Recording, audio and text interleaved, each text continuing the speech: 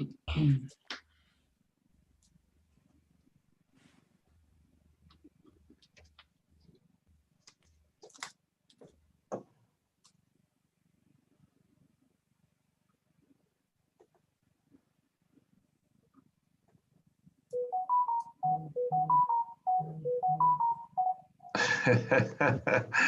right, guys, we are live, and everybody, thank you for joining us for this episode, this special live episode. It was last minute. I definitely I have some cool cats joining me tonight. This is only our second live stream, so apologize for any of the rough edges that are going on. But you know, we're closing in, we're on the eve of election night. And one of the things that really was on my mind, a lot of our members' mind, was trading into an election, what that mindset really is of a trader. So I decided to call up some friends of mine. I have Jon Najarian, a trader for God knows how many administrations, highly successful. He's the bubbly host of CNBC's Halftime Report, co-founder of MarketRebellion.com. Him and his brother have been in this business for quite some time and are experts and thought leaders in it. I also have joined with me Steve Ehrlich. Steve Ehrlich is the CEO of Voyager, one of the largest, most prolific U.S. crypto trading brokerage apps around, really smashing it up, killing it. He's the former CEO of Lightspeed Financial, which sold to E-Trade, and he took a top executive position there at E-Trade for a number of years. And also I have another friend of mine, Scott Freeman. Scott Freeman is the founding partner, one of the founding partners and portfolio managers over at JST Capital, which is a relatively high-profile crypto hedge fund, as well as prolific market maker in the space.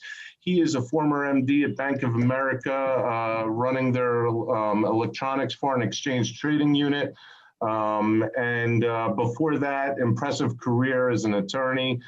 We don't fault him on that. He worked as an attorney for the Federal Reserve as well as the Manhattan DA's office as a prosecutor. I also have our Trade the Chain community ambassador, Weston Nelson, my co-host, Ryan Gorman, who is known for the best hair in crypto. Everybody, thank you so much for joining me.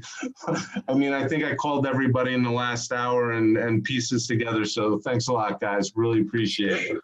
Thank you. Happy to be here. Yeah, absolutely. You know, one of the things that's really on everybody's mind, and you know, not everybody knows exactly what to expect or what to do with their portfolio or how they should be thinking is, we're going into an election. An election changes a lot of things. And not only are we just going into an election, we're going into an extraordinary one. It's a very tumultuous election. Administrations can change the mindset of where the economy goes if there's consumer confidence behind it. You know, one of the big things I ever heard was from Jon Najarian, who we have here, and that was, and then correct me if I'm wrong, John, I may not get this right, but it always stuck in my mind, and it was, listen, I don't trade administrations, I trade the markets, and you know, that kind of stuck with me. So I wanted to get these guys together and kind of get their thoughts, and you know, John, I'll start with you. You know, we have, it doesn't matter people's political views or anything else. This is just about, you know, what should be in the head of people when they're sitting behind their desk and trading. And what are your first thoughts? You've been through many administrations. I'd say that the initial move, it's a lot like the BLS report, you know, the employment report that comes out on a Friday, and there will be one on this Friday too, Alex. So when those come out, it's almost always a fade which way it goes initially. Now, this is something that we all understand is likely to play out for days, several days, if not week or weeks, because of the way that they count the mailed in ballots. They could have been mailed in some cases up until tomorrow. So obviously they won't even get them for a few more days, and they get, I think, 8 days in the case of North Carolina or something. And it's been record breaking too, I believe. Yeah. So I would say that just as Alex said, that you trade the market you got, not the one you want. And that just means that, for those of us either with no hair like me or with gray hair, it's a question of, okay, did you trade through Clinton? Did you trade through Reagan? Did you trade through, Bush 1, Bush 2, Obama, now Trump?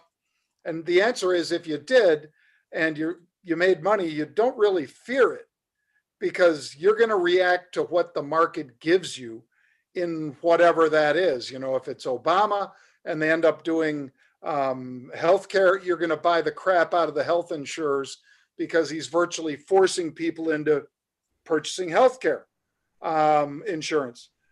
So I think I'll put a cap on it here, Alex. I think, number one, if it's Biden, nothing happens till after January 20th.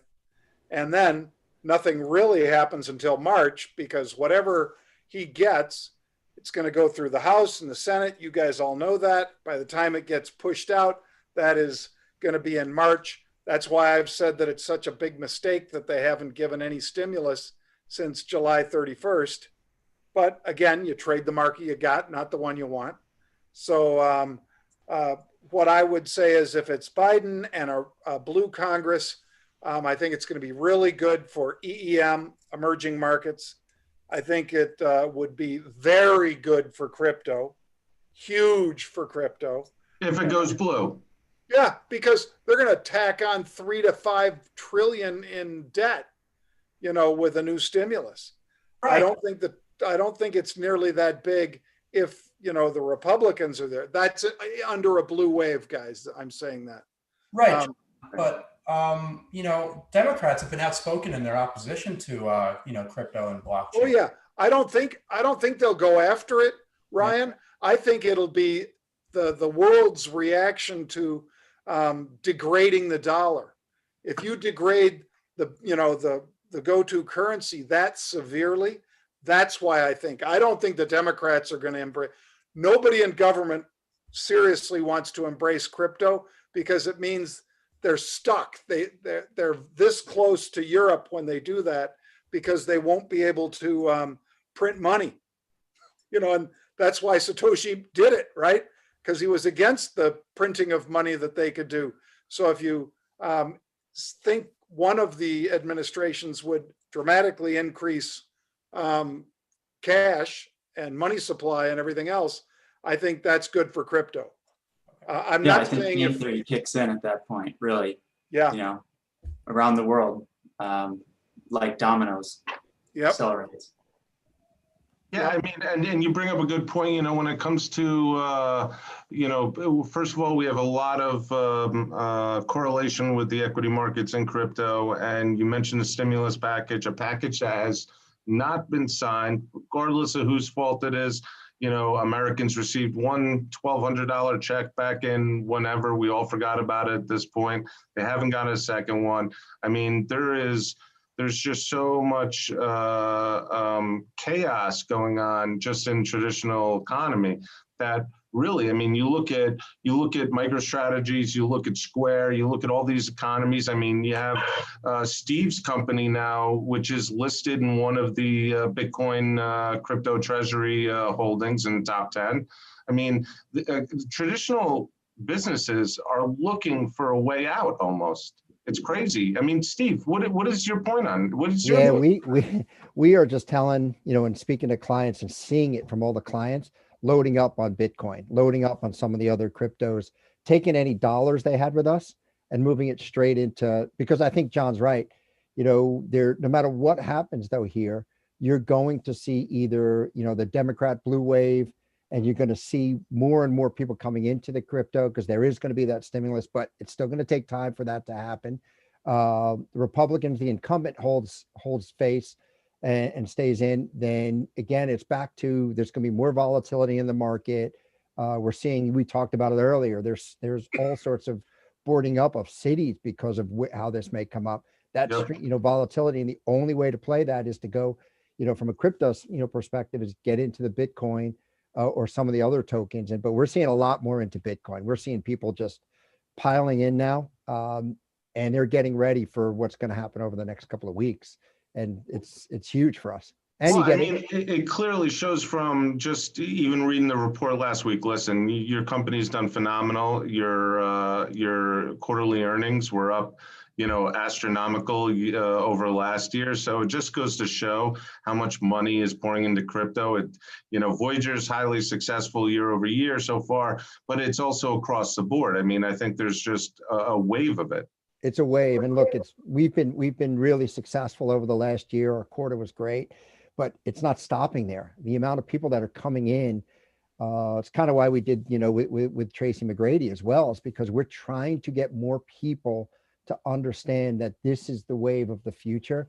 Your digital assets, Bitcoin, USDC, earning interest on those things, more and more are coming, and they're giving up. They're putting a percent of their wealth into crypto and trying to create more wealth for themselves because it's a hedge against what's going to happen, in the marketplace.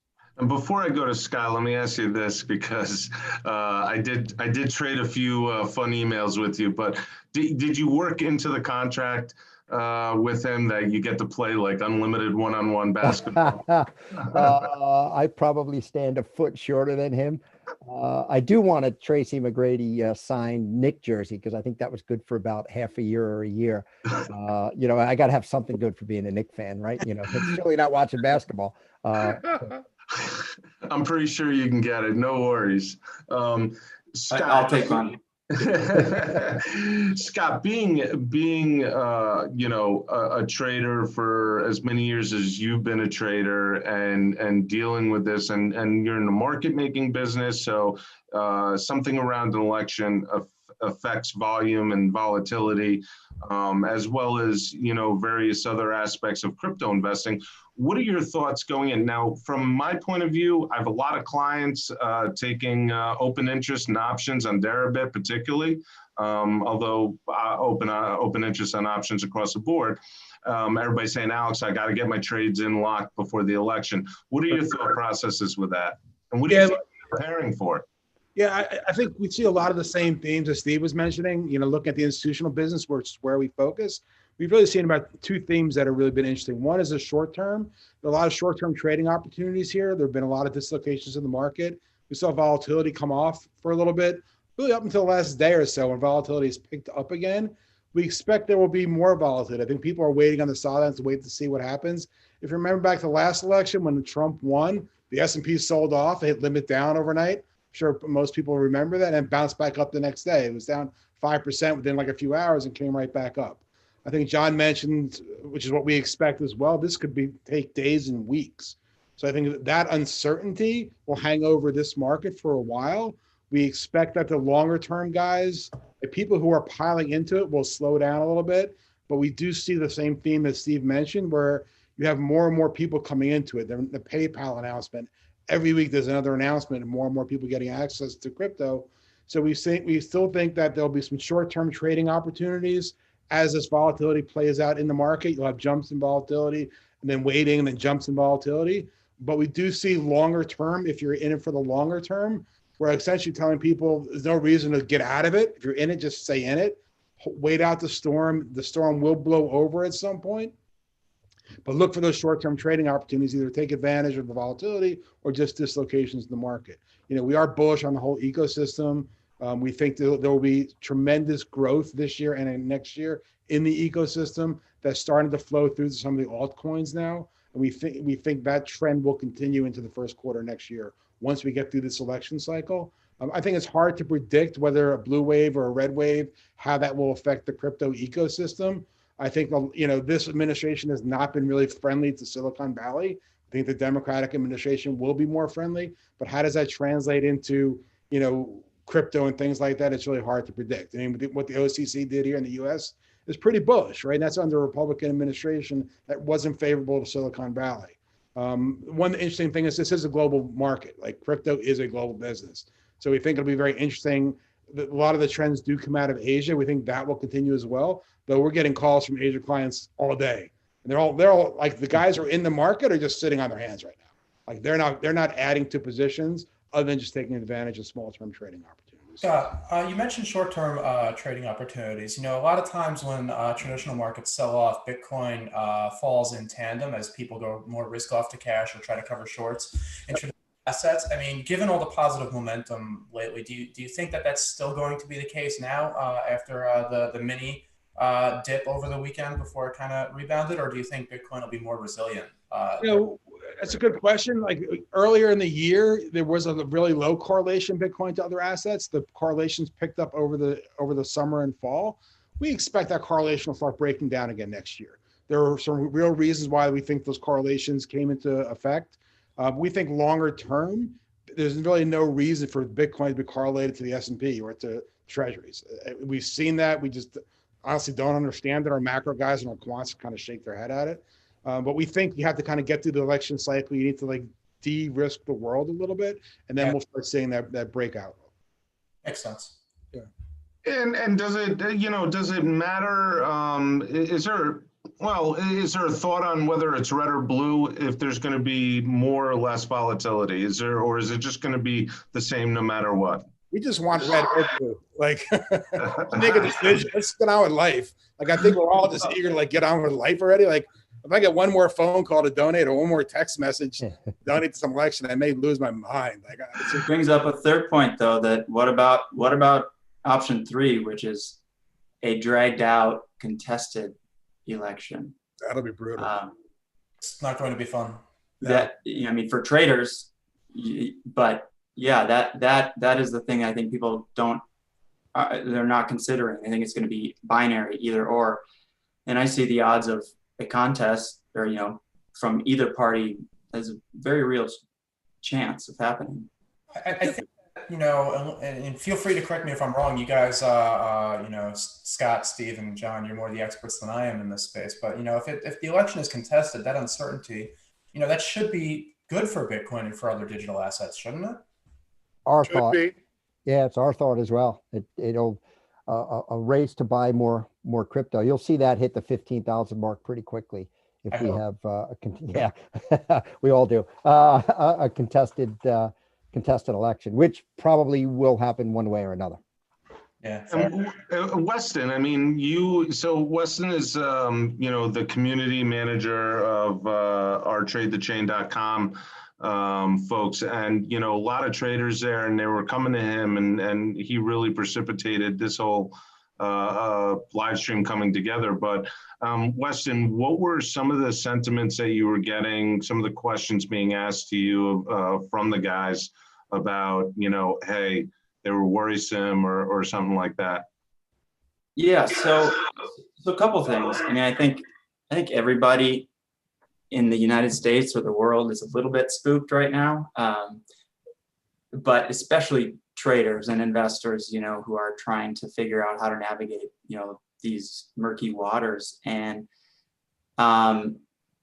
there's this big change. I think Raul Paul called it a wall of money coming to the blockchain space from institutions and everything. But people are afraid because they don't know, is blockchain really going to actually swallow up the global markets, and then my dollar denominated stocks are worth nothing? Or, it's like, what should I do? And then this election's going on. And so, yeah, just a lot of more, and I have a strategy and plan, so I feel more comfortable, but I sense just so much fear that it's like, I think just people need to be more informed about what is actually occurring and how you can protect yourself, essentially. That makes sense for sure. And we I think having that plan makes a huge difference in terms of just kind of winging it and feeling your way through it, and being able to lean on guys like John and Steve and Scott and gain their wisdom from this webinar, I think is ideal for everyone in the community and others watching as well. Yeah, I mean, John, take me back to like, let's call it the Clinton and Bush elections, and when you were still down in the pits back then. I mean, when you were managing your P&L and you were going into, this week into elections, what was your mindset? What were you thinking? Because for you, it was, it's like eat what you kill. You're down there with a bunch of hungry scavengers, and you just want to come out on top, right? With as few bruises as possible. Yeah. What were you thinking? Because it is the great unknown when you go into a situation like this, and really, I'm hoping that there's a lot of young or new traders that are watching this saying, "What the crap? I want to learn from mistakes. I don't want to create the mistakes." Well, here's a couple Well said. metrics Well said. that Scott and Wes, Ryan, Alex, you guys are all going to like them, and I think the viewers will like them too. Number one, going into the election 2016, the VIX on that night was 1510, 15.10. It popped 55%, woohoo, and got up to 24. And then, of course, like you say, accurately, or Scott said it, I forget which, it flipped and it went from basically lock limit down, Trump's bad for the market, to all of a sudden orange man good for market. And, it came all the way back, right? So Orange man, I love it. The right now, the VIX was down today to 37. So it's much more than double where it was. And a 37 implies a 2.5% move thereabouts, 2.33% move in the market. Now it's getting up there to Bitcoin. Last I checked, Bitcoin was hanging around at 2.7 volatility, which would be, roughly, just shy of a 3% volatility reading. 3% is 48. So when the regular volatility of the S&P 500 is pushing up against the volatility of Bitcoin, and obviously a lot of digital assets are much higher than that, but I think it shows you how uncertain or how long people think it might take to declare a candidate a winner. Mm-hmm. And it might only take the president one day. That's what he said. That's what he's hoping for. Yeah. What am I hoping for? No, I said that's what he's hoping for. I would never ask you what you're hoping for. Oh, okay. I think, by the way, that best for the market, not necessarily best for Bitcoin, would be a split Congress that it is right now. Red Senate, blue House, and then it doesn't matter who the president is, because neither one of them, it's either going to be Trump's lame duck turn, or it would be Biden can't get through tax changes and all that stuff. So, and the judges or making Puerto Rico a state and Washington, D.C. a state, the packing the court fears, all those things go away with a split Congress. Now, on the other hand, we wouldn't get nearly the stimulus, so it's not nearly as good for Bitcoin, but it certainly doesn't hurt Bitcoin. So like I say, if you're a Bitcoiner and if you're a hodler and you just want to hold it and watch it rock, yeah, sure, a blue wave is best for you. But if you're a trader, like most of us on this call are, even if you hold some in reserve all the time, you'd probably like to see, some different outcomes than just a big sugar high, and then who knows where we go from there. So Bitcoin has actually ridden up during the past two election cycles, the only two that it's been in existence for, and it's gone up into this third election cycle. I mean, you know, there are strong fundamentals behind this rise up, but there are a growing number of people who think that maybe it's been overbought a bit. Simon Peters at eToro mentioned that not too long ago, maybe a day or two ago, and then shortly after he said that, Bitcoin did drop over the weekend. Do you buy into that, or do you think that the fundamentals are strong enough to keep it going higher? I guess maybe, you know, I'm not looking for a price target, but do you think it has the resilience, even if the election doesn't go in favor of it, that the positive price action could continue? Absolutely. I think there's so many positives still right now, Ryan. I'll let Scott and Alex and Wes opine. I think that when PayPal opted in as well, so it wasn't just Square, which makes it super easy and all that, but then when PayPal comes aboard, and you've got Dorsey over at Square buying 50 million, and you've got PayPal saying, yeah, we're in the game too. I think those were big game changers. Just PayPal didn't. PayPal realized they got to acquire a company because there's domain expertise that they don't have.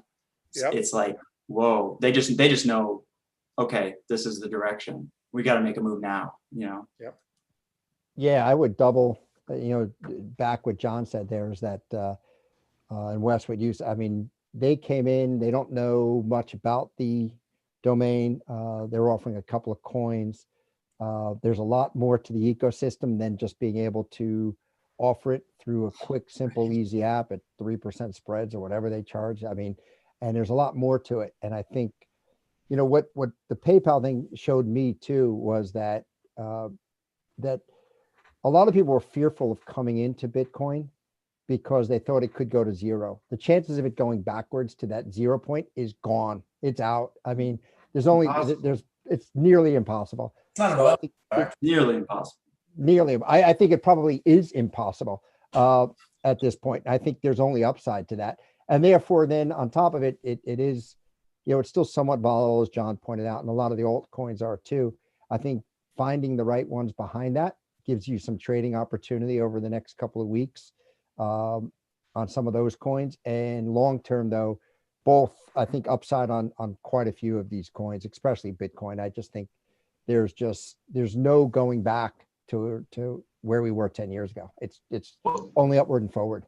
Well, I mean, Steve, this has to be good news for you. I mean, volatility is every brokerage and exchange's friend, right? So it's where we all make our money on execution, stuff like that. And then there's also this, all this big chatter on the altcoin rise coming, with this. So, I mean, for you, it's almost like a double win. I mean, are you seeing the same thing? Are you seeing altcoins power through this and kind of create their own rise over the next quarter, 2-3 quarters? Yeah, we expect it actually. We think that we're going to see quite a bit more volatility in the altcoins over the next couple of months. But I also, look, we've changed our model slightly too, and we're all in on trading and the volatility related to that. But we've realized that to create wealth for people, we had to give the interest, and by doing both and with no lockups, people could actually trade the altcoins and Bitcoin and double down with USDC because the digital backed currency, the dollar backed currency, people are creating wealth interest wise. But we do believe that there's a lot of volatility coming our way and altcoins as well, and a lot of upside in that too. I mean, there's just so many good projects that are starting to get done and starting to really take shape that the next 3 to 6 months are just a lot of upside in the altcoins. Yeah. And Scott, I mean, you as a market maker and a pretty prolific one in the space to some, pretty big name coins, which I will not mention. But when with volatility, does this enhance the market making business in crypto, just like as it would on the traditional, let's call it equity markets? Yeah, listen, when you make markets, volatility is challenging sometimes. You like some volatility, big volatility just makes it more challenging. But we think that volatility will pick up, I think, until the election gets resolved. Most of our clients honestly are looking for either shorter term trading opportunities or just holding on to their positions right now. Volatility has increased in the last week or so.